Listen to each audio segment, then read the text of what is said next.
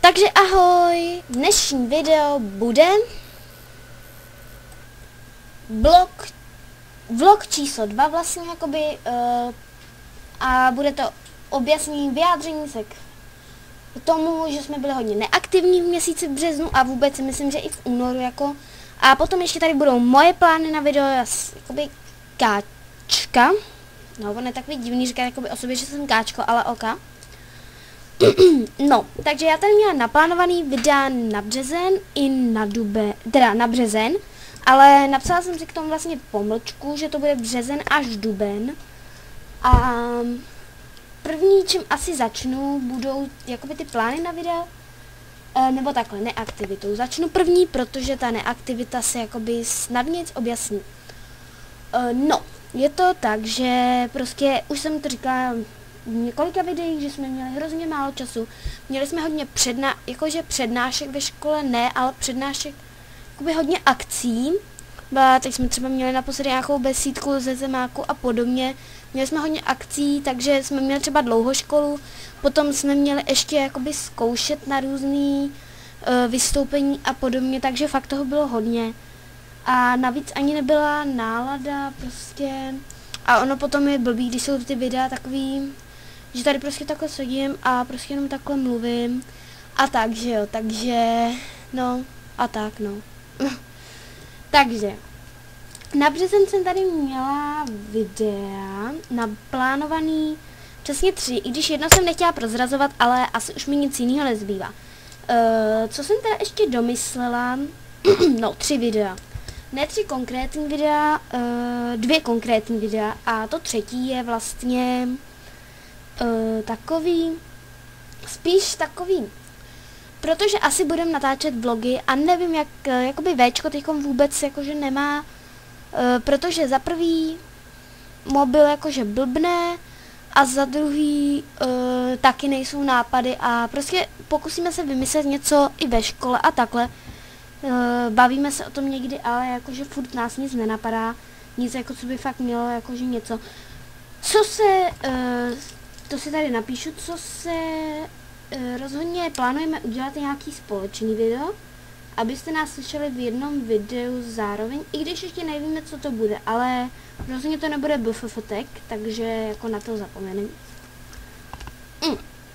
Takže první, co bych chtěla říct, takže budeme natáčet vlogy, a asi by to chtělo odlišit a možná by bylo zajímavější, než když budu psát vlog číslo 2, vlog číslo 3, vlog číslo 4, vlog číslo 197 a bla bla bla. Ale bude asi zajímavější, když to nějak pomenuju a ještě přesně nebudu vědět, jak to pomenuju, ale budeme o tom přemýšlet, ale rozhodně nechceme jakože nikoho kopírovat. Takže budeme si jakoby o tom docela dlouho přemýšlet a asi budeme to odlišovat. No, takže tím bychom měli vlastně tady tuhle sérii videí, že to musím pomenovat a takhle. Tak, další, jo, tahle série nevím, jak bude vycházet a ještě to musím zjistit, nebo ne jakože zjistit a vymyslet, jestli to bude nějak pravidelně nebo prostě jednou za čas. A mě to tady furt bliká. No. Potom, co jsem slibovala, byla ta recenze na Beznaděje, ale ta se prodloužila, protože jsem si půjčila ještě druhou knížku a ještě ji nemám přečtenou. Je to Ztracená naděje a chtěla jsem to udělat jakoby zároveň a porovnat ty knížky, takže ještě chvilku bude se na to muset počkat. Tak, další je tady to společné video, jsem říkala. A poslední teda, co jsem nechtěla prozrazovat, ale jak říkám, asi by jsem to prozradit měla. School tips, jakoby, takhle jsem to pomenovala. Bude to asi jakoby k organizaci těch školy vůbec a jelikož teďkon, jak jsem říkala, jsme měli hodně školy, tak se mi změnil i trošičku režim. A za druhý, teď jsem se snažila zamákat trošku na známkách v poslední době, takže jsem se i víc učila. Ale jako nebylo to nějak úplně. Spíš tam budou takový typy, co si třeba jakože něco vymyslet. Nebo tak nevymyslet, co to melu. Jakoby co si udělat jak si usnadnit to učení, třeba jak si ho udělat takovým zábavnější formou. Asi každý se musí učit trošku jinak, ale prostě takový ty typy a takový ty jakože fakt důležitý a potom tam bude i něco jakoby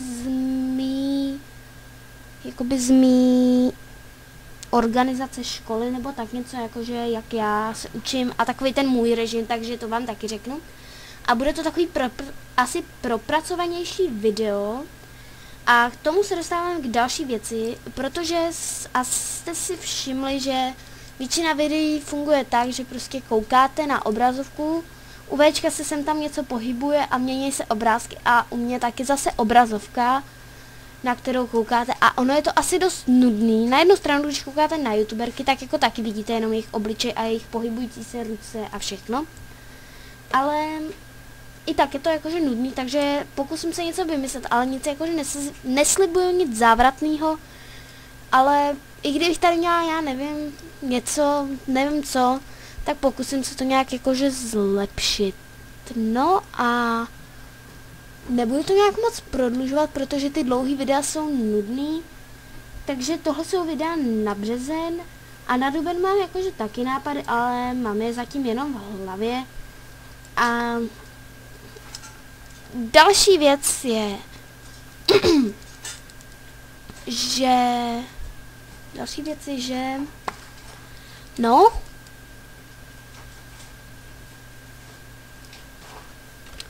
už vím. Ještě nevím, jestli jsem to říkala v minulém videu, anebo ne, ale vím, jako někteří možná víte, asi nevíte, že prostě jakoby máme blog a ten teda, u toho sedím jenom já, Káčko, protože by to bylo dost komplikovaný u Včka a podobně, takže prostě a navíc jakoby já, jakože tam jsem to vytvořila, tak mi bylo blbý, ale říkám, že Včko jakoby teďkon taky jako nemělo úplně moc čas a vůbec jakože to tam bylo takový složitější, nechci to úplně vysvětlovat. Prostě, jak říkám, nebyly nápady ani nálada a tím jakože, a odkaz na blog bude asi v popisku videa, protože kde jinde, že jo? Jinak je to veckokáčko.blogspot.cz, jakože tak, a máme hrozně hezký logo tam. Takže tady jenom jakože takový, takhle to vlastně vypadá. Tady máme jakoby Káčko, Včko, YouTube, vlastně tady jakoby, jo, tady jsou takový ty objasnění nejasného, jak jsem tady psala a tady to všechno je, takže taky asi v pohodě. No a to je asi všechno v dnešním videu a doufám, že se vám dnešní video líbilo a to je trapný furt říkat tohle samý, takže like a podobně dole pod videem nám můžete napsat komentář. Tohle asi vystříhnu, jakože to jsem nechtěla.